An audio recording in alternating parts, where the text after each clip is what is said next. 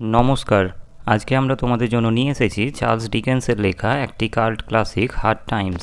উপন্যাসটির সারসংক্ষেপটি আলোচনা করার পূর্বে চলো আমরা জেনে নিই চার্লস ডিকেন্স সম্পর্কে। চার্লস ডিকেন্সের জন্ম 1812 খ্রিস্টাব্দে এবং মৃত্যু 1870 খ্রিস্টাব্দে। চার্লস ডিকেন্স ছিলেন একজন English novelist, journalist, short story writer ও সোশ্যাল ক্রিটিক। তাঁকে ভিক্টোরিয়ান পিরিয়ডের গ্রেটেস্ট নোবেলিস্ট বিবেচনা করা হয়। বিংশ শতাব্দীর দিকে ক্রিটিক্স ও স্কলার্সরা তাঁকে একজন লিটারারি জিনিয়াস আখ্যা দেন। তার নোবেলস ও short stories are widely read today. তাঁর লেখা বিখ্যাত উপন্যাসগুলি হল the Pickwick Papers, Oliver Twist, the Old Curiosity Shop, David Copperfield, Bleak House, Hard Times ইত্যাদি। Hard Times for these times হল ডিকেন্সের লেখা দশম উপন্যাস। এটি 1854 সালে প্রকাশিত হয়। উপন্যাসটি ইংলিশ সোসাইটির সমীক্ষা করে এবং আর্থ ও সামাজিক অবস্থার ব্যঙ্গচিত্র তুলে ধরে। হার্ড টাইমস ডিকেন্সের লেখা সবচেয়ে ছোট উপন্যাস। এই উপন্যাসটি লেখকের একমাত্র উপন্যাস যেখানে লন্ডন শহরের কোনো দৃশ্য নেই। উপন্যাসের মুখ্য চরিত্রগুলো হলো থমাস গ্র্যাডগ্রাইন্ড, তিনি একজন এমিনেন্টলি প্র্যাকটিক্যাল ও ম্যান অফ ফ্যাক্টস। লুইজা ও টমের বাবা, একটি স্কুলের মালিক। লুইজা ও টম এরা মিস্টার গ্র্যাডগ্রাইন্ডের ছেলে ও মেয়ে। লুইজার সাথে মিস্টার বাউন্ডারবির বিয়ে হয়। জোসিয়া বাউন্ডারবি গ্র্যাডগ্রাইন্ডের বন্ধু, একজন সফল মানুষ, ইন্ডাস্ট্রি ও ব্যাংকের মালিক। মিসেস পার্সিট বাউন্ডারবির বাড়ির হাউসকিপার। সিসি জুপ একজন সার্কাস কর্মচারীর মেয়ে, গুরুত্বপূর্ণ চরিত্র এই উপন্যাসের। গ্র্যাডগ্রাইন্ডের বিদ্যালয়ের ছাত্রী। জেমস হার্টহাউস লুইসাকে বিয়ের চেষ্টা করে কিন্তু ব্যর্থ হয়। বিজার গ্র্যাডগ্রাইন্ডের ছাত্র। স্টিফেন ব্ল্যাকপুল ইন্ডাস্ট্রির কর্মচারী। র্যাচেল স্টিফেন র্যাচেলকে বিয়ে করতে চাই।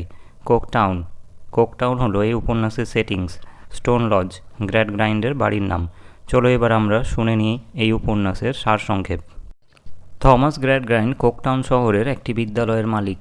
সে ছাত্রদেরকে শেখায় যে জীবনে সব সময় ফ্যাক্টসের ওপরে গুরুত্ব দেওয়া উচিত। জীবনে সেন্টিমেন্ট ও ইমোশনের কোনো স্থান নেই।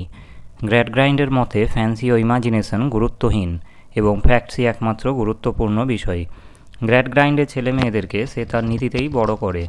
তার ছেলে মেয়ে সাহিত্য, মানবিকতা এসব নিয়ে পড়াশোনা করে না। এমনকি গ্র্যাডগ্রাইন্ড নার্সারি রাইমস, ফেয়ারি টেলস এই সকল জিনিসও তার স্কুলে পড়াতে দেয় না। একদিন গ্র্যাডগ্রাইন্ড বাড়ি ফেরার পথে হঠাৎ দেখতে পায় যে তার ছেলে মেয়ে টম এবং লুইজা লুকিয়ে লুকিয়ে একটি সার্কাসে তাঁবু দিয়ে উঁকি মেরে সার্কাস দেখছে। গ্র্যাডগ্রাইন্ড এটা দেখে খুব দুঃখ পেল যে তার ছেলে মেয়ে তার নীতি নিয়মকে বিসর্জন দিয়ে সার্কাসের মতন একটি বাজে জিনিস দেখছে। গ্র্যাডগ্রাইন্ড তার বন্ধু মিস্টার বাউন্ডারবিকে এই ব্যাপারটি জানায়।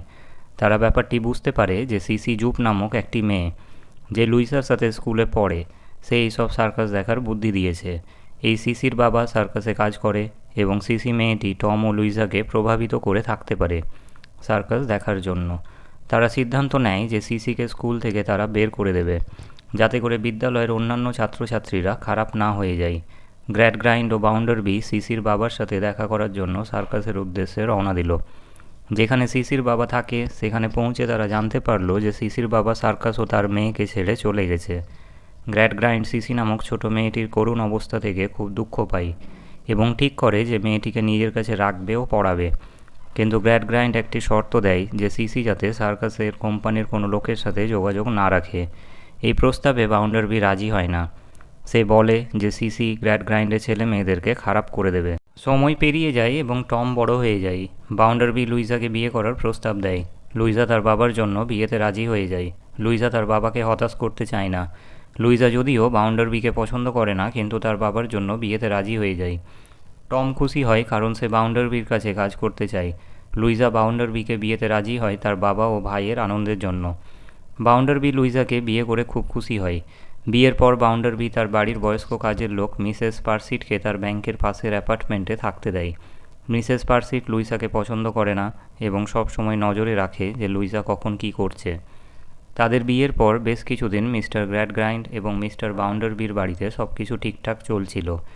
ইতিমধ্যে গ্র্যাডগ্রাইন্ড কোকটাউন থেকে এমপি নির্বাচিত হয়।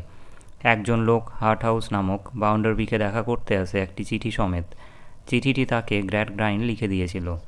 হার্টহাউস বাউন্ডারবিকে বোকা ভেবে বসে এবং লুইসাকে তার একজন চমৎকার মহিলা মনে হয়। সে বুঝতে পারে যে লুইসা বাউন্ডারবিকে পছন্দ করে না এবং একমাত্র টম লুইসার খুব কাছের। একদিন হার্টহাউস বাউন্ডারবির বাড়িতে আসে। এখানে এসে তার সাথে টমের দেখা হয়।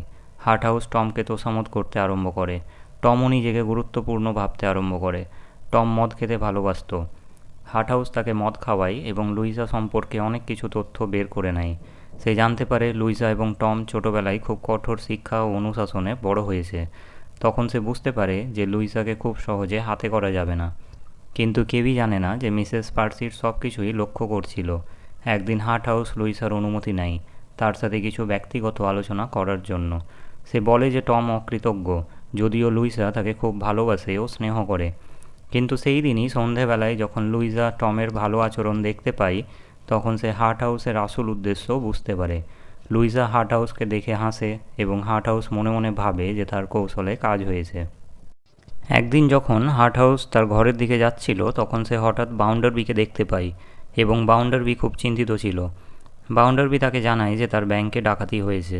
সকলে সন্দেহ করে যে এটি স্টিফেন ব্ল্যাকপুলের কাজ, কারণ তার সাথে বাউন্ডারবি খারাপ আচরণ করে। স্টিফেন ব্ল্যাকপুলকে ব্যাংকের বাইরে অনেকে ঘোরাফেরা করতে দেখেছে। ডাকাতি দিন থেকে স্টিফেনকে আর খুঁজে পাওয়া যাচ্ছে না। স্টিফেনের সাথে একজন বয়স্ক মহিলার ওপরেও সন্দেহ গিয়ে পড়ে। স্টিফেন ব্ল্যাকপুল ও মিসেস পেগলারকে আর খুঁজে পাওয়া যায় না।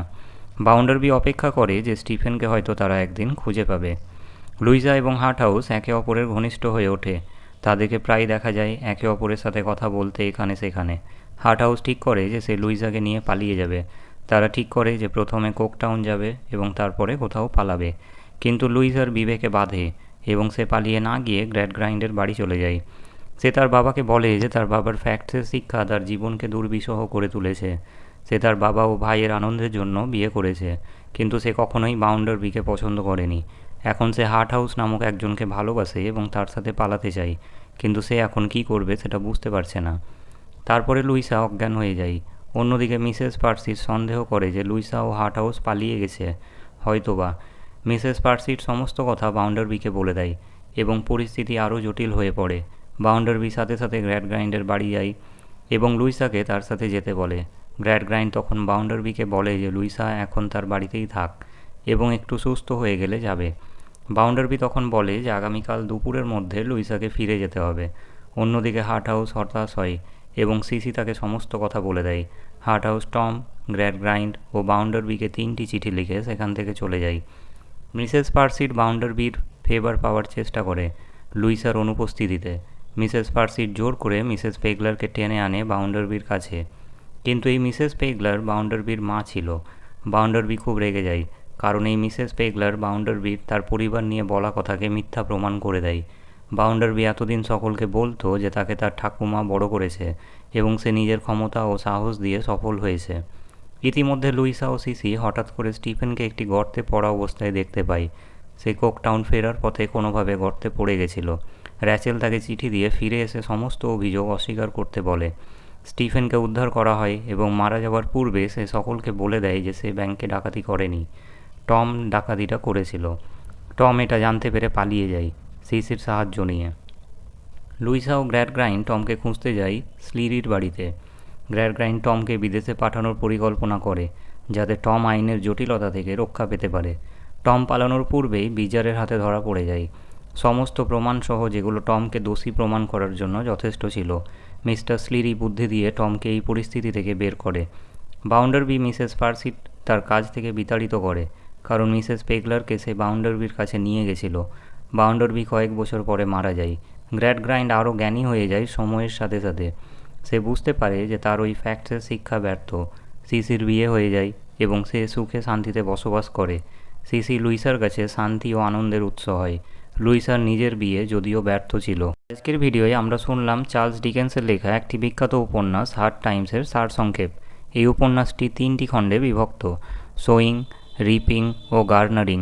যদি ভিডিওটি তোমাদের ভালো লেগে থাকে তাহলে ভিডিওটিকে লাইক, শেয়ার ও চ্যানেলটিকে সাবস্ক্রাইব করতে ভুলবে না। জুড়ে থাকার জন্য ধন্যবাদ।